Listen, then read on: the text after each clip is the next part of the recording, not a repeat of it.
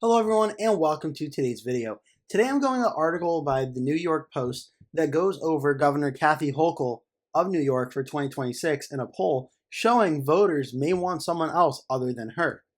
This is very interesting for 2026 as a majority of New Yorkers say they want someone other than Kathy Hochul as governor in 2026.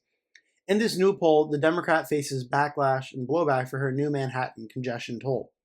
Some 57% of voters of all parties prefer someone else in the next election, while only 33% said they'd vote for Hochul if she runs again. This was in a Siena College poll, which was released on Tuesday. Hochul has not had a positive favorability rating since January of this year, and she has never had 50% or more voters view her favorably. Siena poll spokesperson Steve Greenberg wrote in a statement as the governor netted only a 39% favorability rating to 49% unfavorable, a net average of -10. Quote, as of now, we enter the 2026 gubernatorial election cycle. Hochul starts with less than an enthusiastic welcome from the voters, Greenberg added. Even though fellow Democrats were unenthused partway through Hochul's first term as governor, with only 49% saying she should run again in 2026 and 32% believing it was time to pass the baton, the poll showed. Hochul's underwater favorability has been creeping upward, though, with this month's -10% net favorability rating actually an improvement from last month, or from October, where it was -15% and -20% in October. So it was 15% negative in November, -20% in October. Hochul's poll numbers have been dismal for months, and at one point technically dipping below those of President-elect Donald Trump in deep blue New York. The governor has largely dismissed concerns about her popularity and insisted her policies are popular.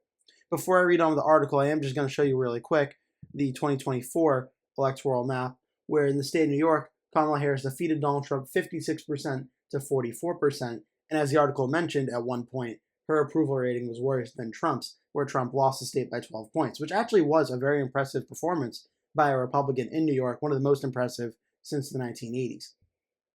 So now I'm just going to go back to New Hampshire. That'll be a future video in the coming days, and back to the article. Yet a mere 29% of those surveyed approved of Hochul's recent decision to launch a controversial congestion toll in lower Manhattan, and 51% of respondents statewide said they opposed the decision. Let's see, this is all about one of Hochul's policies. For the sake of this video, I think I'm going to skip over most of this. It does talk about that very close to 50% or more than 50% of New Yorkers do support President-elect Trump's plan with deportation of illegal immigrants, and Hochul, I believe, has said she will not support that. Let's see. Back to the 2026 side of things, Bronx Representative Richie Torres, an outspoken Hochul critic, is eyeing a gubernatorial run in 2026.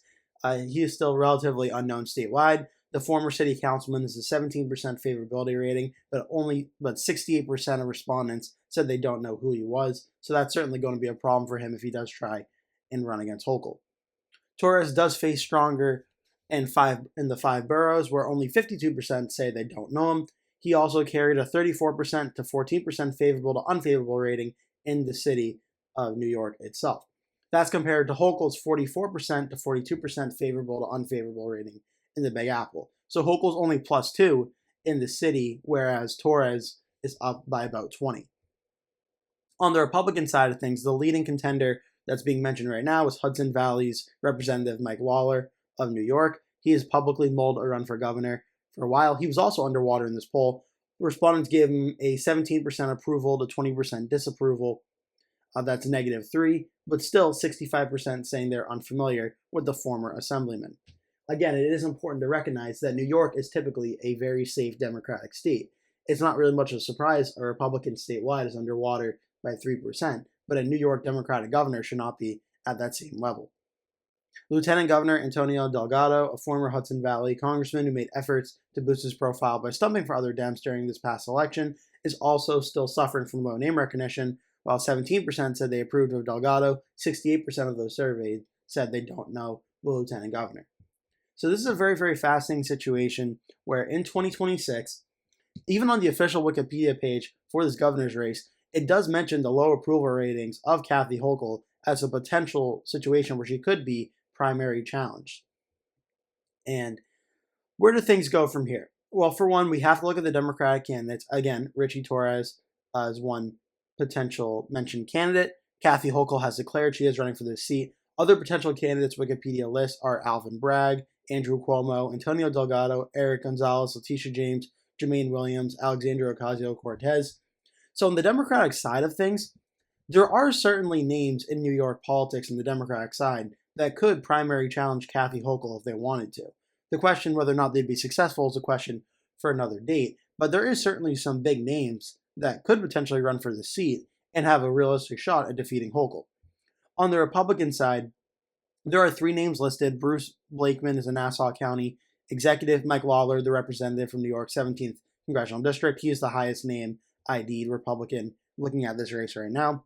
Steve McLaughlin, a Rensselaer County executive. There are also some other potential candidates. Rob Astorino, former Westchester County executive and nominee for governor in 2014 and 2022. He could be a potential candidate.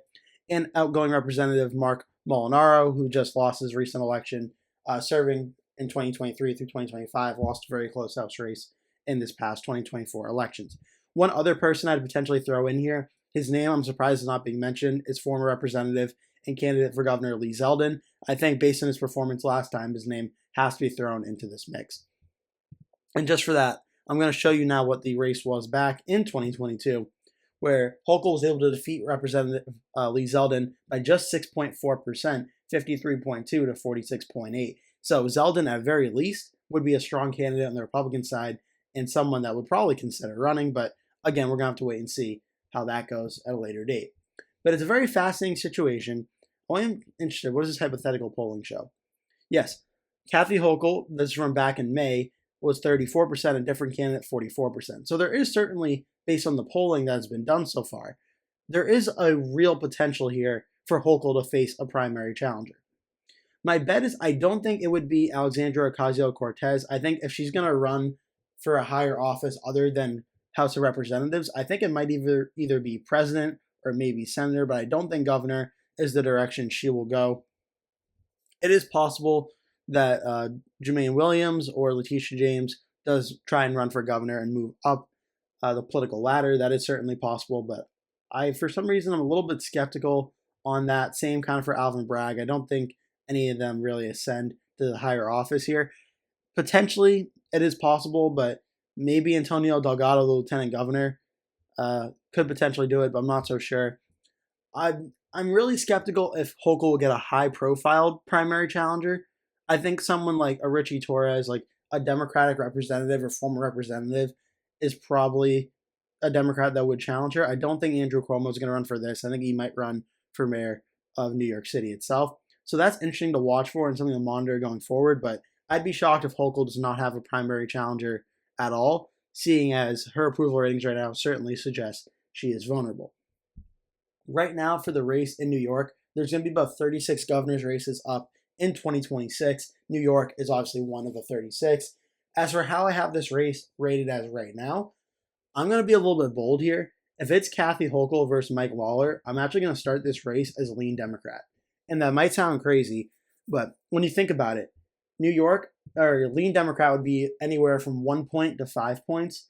And seeing as Lee Zeldin lost to Hochul last time by about 6.4%, I would argue Hochul is a lot more unpopular now than she was back in 2022. So I think Mike Lawler is someone who's not I don't know really how to describe him. I wouldn't say he's a very pro-MAGA Republican. He's kind of like a mix, kind of in between being an establishment Republican and a MAGA Republican. And I think that would be enough to not really alienate too many people. So I think he'd be one of the better Republican candidates there is for the state of New York.